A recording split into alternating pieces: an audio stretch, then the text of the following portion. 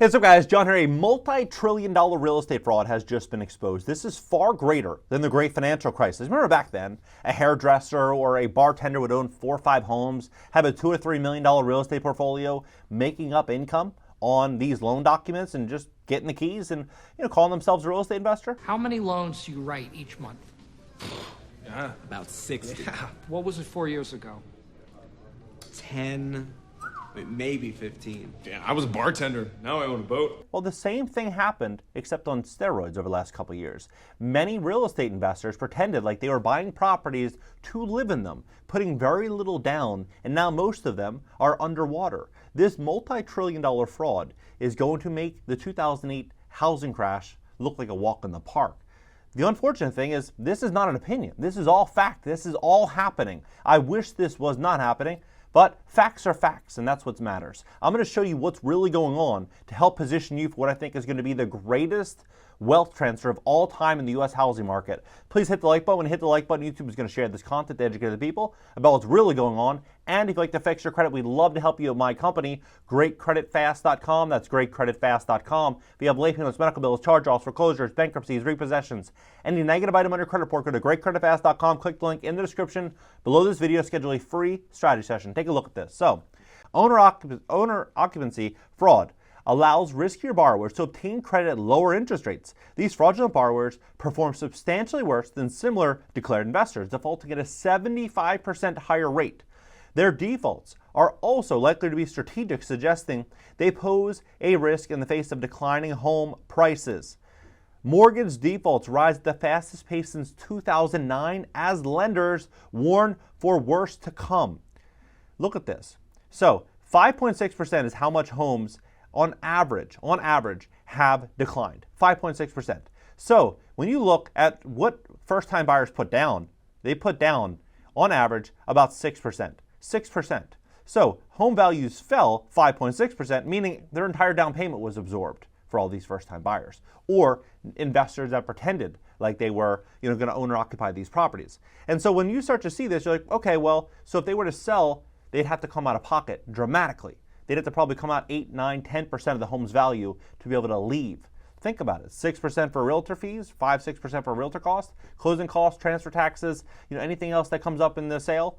This is going to be a big problem. So what are people going to do? Well, many of them right now are just sitting, hoping and praying. You have 23% of all Americans owe more on their mortgages than their homes are worth or have negative equity. Think about how big of an issue this is. 1 in 5, almost 1 in 5 Americans that have a mortgage owe more on their property than it's worth. Think about this. What are they going to do? They're going to rent out their homes. That's what they're going to do. The rental market's downward slide, 5 straight months of falling rents. September marked the 5th month in a row, year-over-year rent declines, with prices decreasing 0.7% according to a recent Realtor.com report.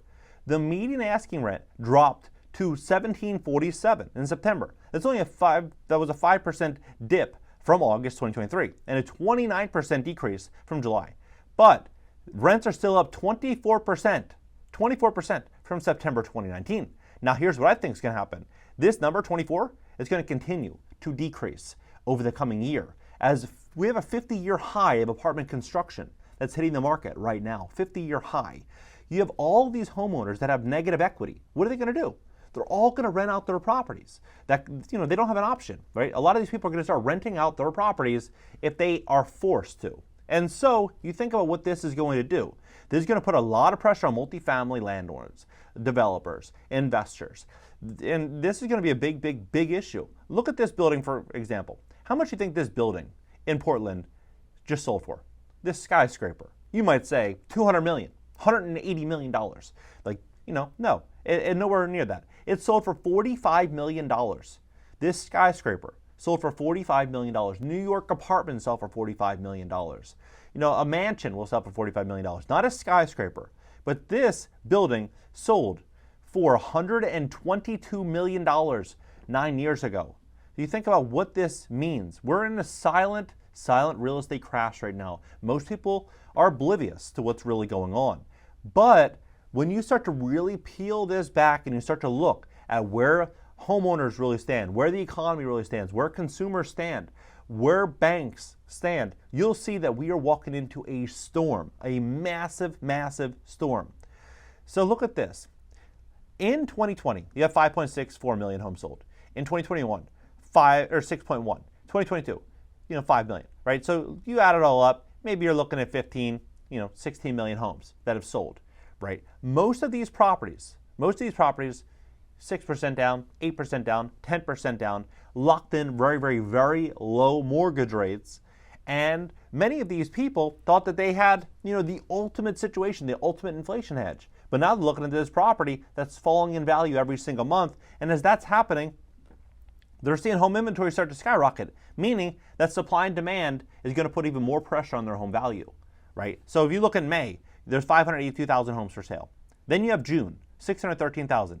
You have July, 646,000. August, 669,000. September, 701,000. When do you see home inventory pick up before the holidays? Never. Never. It's always the spring and the summers when everyone wants to sell and move. But now you're starting to have this as we start to walk into the winter months. Why is that? It's because people are being pushed to the financial brink. And at the same time, you have student loans. Student loans were due 2 weeks ago or 3 weeks ago. So you start to look at this, you're walking into a situation where all of these people that thought that this economy was going to go back to normal, they thought they were going to make an absolute fortune during this massive boom, are now looking around wondering, oh no, what am I going to do? This is a really, really, really big problem. What am I going to do? The job market's falling apart, cooling job market, no reason for panic yet, economists say. Labor market data is catching up with vibes. Job growth slows. Job market shows sign of losing momentum. What this means is that employers that paid 20, 25% more per year for an employee during the Great Resignation in 2020, 2021, they're now looking at the bottom line, realizing, hey, we need to reduce cost. We need to reduce our cost because we're losing a lot of money compared to what we were, earning a couple of years ago. And we brought in a lot more debt. We need to start reducing these costs. What are they going to do? They're going to start renegotiating wages. The job market's changing. That's what's going to happen. But the job market's changing in a period with $17 trillion in consumer debt, over $1 trillion in credit card debt, $1.6 trillion in auto loan debt, $1.7 trillion in student loan debt that's now due. So you start to look at this, you're like, okay, well, what's going to happen? People are going to start fire selling assets. That's what's going to happen. And so, you have incomes already starting to fall in these 17 states, right? 17 states, you have incomes falling. Real wages keep falling 7 days ago. So you look at this, you're like, okay, well, what's happening with property owners? Well, they're walking into increased property taxes, increased insurance, and a completely changed real estate market. The housing market looks like a bubble, 2008 regulator says. I believe it's more than a bubble. And when we look at what's happened during the great financial crisis, 2005, 6, 7, this big bubble that built up, and then it finally crashed. But people look at this situation as if homes are selling for $1 million and then they crash to $200,000. Homes are selling on average about $230,000 is the average home value at the peak of 2007. The average home value now is about $420,000, right? $420,000. But wages have yet remained the same, right? Wages have not increased dramatically, but yet food inflation and everything else has continued to skyrocket. We're seeing the middle class get completely eroded. Many people are looking around thinking that, hey, this isn't gonna end the same way it ended in the great financial crisis. And I would agree. It's gonna be much, much, much worse. But if you look at who made the big money in 2009, 2010, it was the deep-pocketed real estate investors that went out there and scooped up inventory. Now, I read a book, Stephen Schwarzman, What It Takes. He's the CEO of Blackstone. And he said that here's how I know when there's the bottom. When we see home values and property values and asset values crash, we wait for a 10% bump from that bottom. Once we see 10%, we back up the truck. We dump all of our money in. We buy as much as we possibly can. And when you're looking at this trend right here, and home value is starting to come down, and you look at where this has been, 2017, 274,000, now 430,000. You look at how much change has happened. You have to ask yourself, what is sustainable? What can Americans afford? Not to mention that we're in an 8% mortgage rate environment, and these rates are not going to be coming down anytime soon. The answer is they can't afford anywhere near this as an average. And when you look at the cost to rent compared to the cost to own, It's very revealing. It costs 52% more to be a property owner today in 2023 than it does to rent. So what are you going to have? You're going to see a lot more demand for rentals and a lot more opportunity to buy when things start to hit the fan. What you want is you want to really have a great roadmap, a great framework, have a strategy, have a game plan going in, because when you look at this situation and you see 23% of Americans owing more on their property than it's currently worth, and you have wages falling, inflation rising, you're walking into a situation in which people are going to be forced to sell. And that's exactly when you want to be positioned with cash, great credit, strong income, and a great game plan. What do you think about this situation? Do you think we're walking into a tsunami and we're going to start to see a lot of real estate investors hand back the keys if they can't rent them out for a profit? Drop below, hit the like button, add me on IG, and if you want to fix your credit, we'd love to help you at my company, GreatCreditFast.com. That's GreatCreditFast.com. We have late payments, medical bills, charge-offs, foreclosures, bankruptcies, repossessions, any negative item on your credit report. Go to GreatCreditFast.com. Click the link in the description just below this video. Schedule a free strategy session. I'll catch you guys in the next one.